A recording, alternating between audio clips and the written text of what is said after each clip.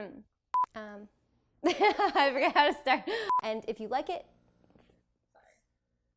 the more you watch the... Does everyone drive a motorcycle? Like... Hi guys, my name is Autumn from autumnhachey.com and Make Moves Vintage, and we're here today to reveal another makeover, and I'm so excited to share this one with you. This is for all the renters out there. We did a kitchen makeover for under $500 and we didn't do any demoing. There was no paint, no demoing. These are all renter-friendly tips and tricks that you can do in your own space. I'm in Liberty Village today at my friend Aleshia's apartment. Aleshia is a super talented food blogger, a carb-obsessed, aspiring Nona with tomato sauce flowing through her veins. She's asked me to help her make over apartment kitchen for under $500, and I was up for the challenge.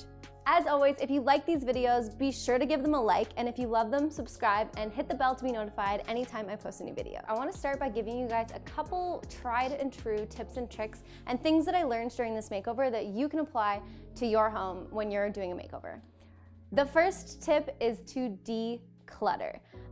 It's so life-changing to actually go through all of your stuff and figure out what you use and what you love. So I recommend doing it in categories. So for the case of the kitchen, we took everything Aleshia had. We took all of her spoons, all of her bowls, all of her frying pans, and we decided which ones does she use, which ones does she love, and which ones does she want to keep. Because when you have limited space, especially in a condo, the things that you have are really important, and so figuring out what those key pieces are in your space is so important, because you might realize that you have 45 spoons, a bunch of mugs from college, and a dirty old dishpan that you've been carrying around for 12 years. Like, you do not need those things. So the first tip is to declutter and minimize, and you'll be so surprised at how different your space already feels after you've figured out what pieces you love, because all of a sudden you're surrounded by things that you really love and that you use all the time, and that just starts a clean slate for when you're ready to start decorating on top of that. Another thing is that when you are doing the decluttering, you might find some common themes that you really didn't consider before. So maybe as you start figuring out what you love, you notice that a lot of things are blue or a lot of things are gray, and you take that into account when you are designing the colors that you want to bring into your space for your makeover. You might also find that you maybe had a couple of things that were orange and they really didn't make sense because you didn't have anything else orange. So maybe catering your color palette to what you have more of versus what you have less of, and kind of gauging from there. My next tip, so after you've decluttered, is to clean. Clean it up. Give it like a deep cleanse. I can tell you there is nothing better than cleaning your kitchen floors and buying yourself flowers. Like, do it today, you will thank yourself. So after your space is clean, that's when you can really start to envision what new things you can do, what space you have to work with, what space you have to play with. So for Aleshia's kitchen, we did just that. We decluttered, we cleaned, and then we had a blank slate that we were able to build on top of. And some of the things that came to the foreground were that Aleshia loves neutrals, but she did want to introduce some color, but not crazy color. So that was one of the points that we found. We found that she had a lot of kitchen utensils that she wasn't using. So we decluttered in that regard. And another really hot tip for open shelving, because we do have open shelving in this space, is to consider how you actually live in your space. So Aleshia's a food blogger. She's constantly reaching for recipes and reaching for ingredients and tools. So it was really important to make sure that those were all very accessible for her. And when you're arranging open shelving, always consider the bottom shelves as your high traffic shelves that are things that you're gonna grab for all the time. And the shelves on the top are more for special occasion, things that you might not need every day. Like, for example, a cake stand. You're not gonna bake a cake every day, and if you do, invite me over, because I want a cake. But it's not realistic. You know, like, nobody bakes a cake every day, seriously.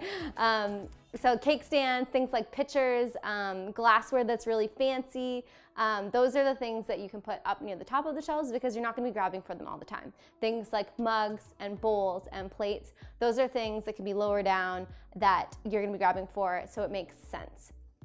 I think that when you have open shelving, you really need to consider your color palette, because as much as a kitchen needs to be functional, of course, I think that you can have function and beauty in the same regard. And I think that nowadays there's so many options for really beautiful, high quality kitchenwares. You can have things that are beautiful, but also really make sense with how you live your life. And I'm gonna tell you a big secret too. You know, you don't have to spend a fortune to have great things in your kitchen. You're gonna see on Aleshia's shelves that almost everything is thrifted. And my trick for that is to shop often. I didn't go into one thrift store and find everything in this beautiful secret spot of amazing kitchen things for Aleshia. I went to multiple thrift stores on multiple days for multiple trips, and I curated. So that's the thing about thrift shopping. It's not gonna happen all at once, but you need to find the quality things and save them. Save them for your project, save them for when they're ready to be introduced into your home, and just kind of wait, because they will get their moment to shine. So without further ado, I guess we're gonna show you the kitchen now. Are you ready? Let's do it.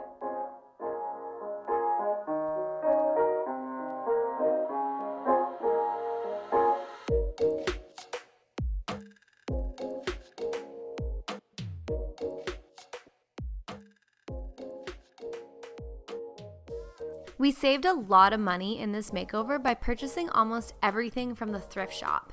So everything you see on the shelves was a vintage find, from these amber glasses to the wooden bowls to the blue bowls. These were all items that were collected over time and then curated today for the makeover reveal.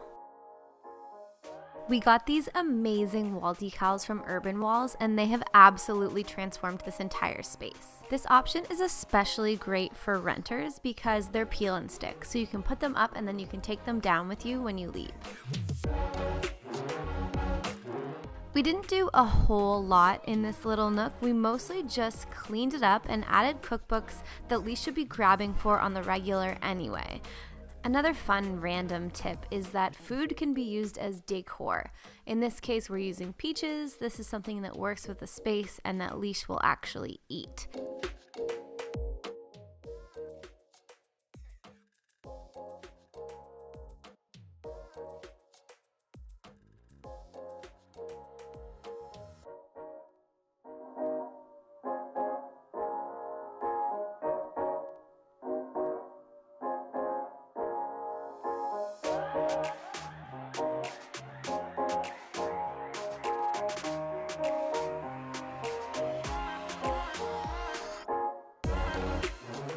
On this side of the kitchen, we really just restyled and restocked Leisha's shelves, and it gave it a really fresh new look.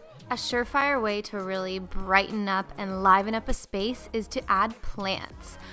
We added a lot of different varieties of plants to Leisha's shelves, and you might actually be surprised to find out that some of them aren't real. We found some really realistic looking plants at IKEA, and they're great because they're in a space that doesn't get a lot of light, and Leash doesn't have to worry about watering them.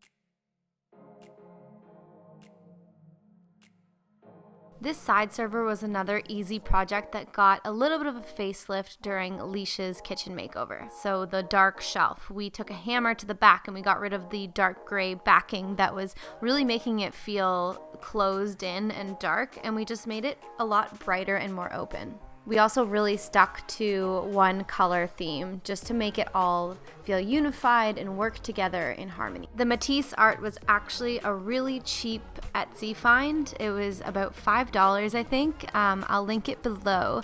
And we just had it printed at a local print shop, and we framed it in a frame that we found from the thrift shop. Brass candlesticks are something that you can always find when you're thrifting and vintage shopping, and I like to keep them regardless if they match, because when they're clustered together, they totally work. To clear up space on Aleshia's server, we decided that a bar cart was going to be the best option, and really it is. We found this absolutely stunning vintage brass bar cart, and it just ties Aleshia's entire space together. Glassware is actually one of my favorite things to thrift. I found these crystal whiskey glasses and decanter at the thrift shop for $25, which is pretty awesome. And what's a bar cart without a little bit of sass? We added this sassy brass opener lady just to add a little bit of whimsy and fun to the bar cart. Thank you so much for watching this video. If you like this video, be sure to give it a like, and if you love it, subscribe and leave me a comment. Do you want me to come to your house? What kind of makeovers do you want to see? Let's do this. Come on, let's come on over. Thanks for watching.